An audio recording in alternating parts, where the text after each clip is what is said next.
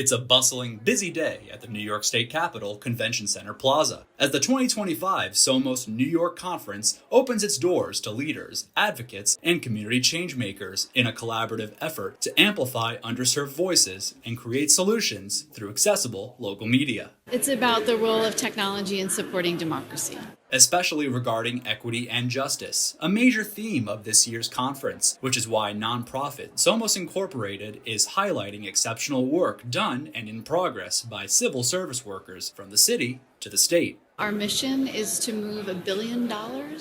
out the door in support of both infrastructure and internet connectivity, and then adoption of that connectivity by all residents of New York State. The conference, featuring rows of state agencies like the Department of Motor Vehicles and health insurance providers like Health First, offer vital information and resources to visitors through workshops and panel discussions. Meanwhile, state officials, such as New York State Comptroller Thomas DiNapoli, meet with agency representatives and community members. Managing the state's yearly pension and budget allocation, DiNapoli tells BronxNet federal policy shifts could harm the state-issued services millions of New Yorkers rely on. Given some of the changes coming out of Washington, there's a lot of concern, a lot of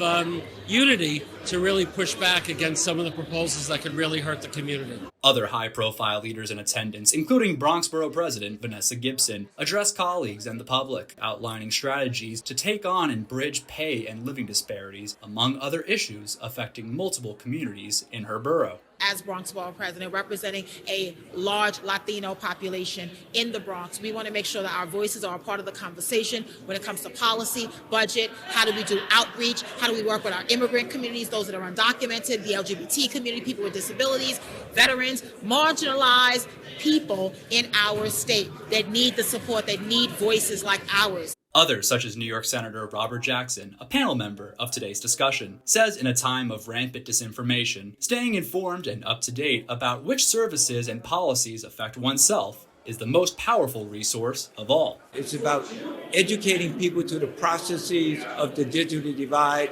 and also communicating how important it is that this is part of everyday life for the people of the Bronx.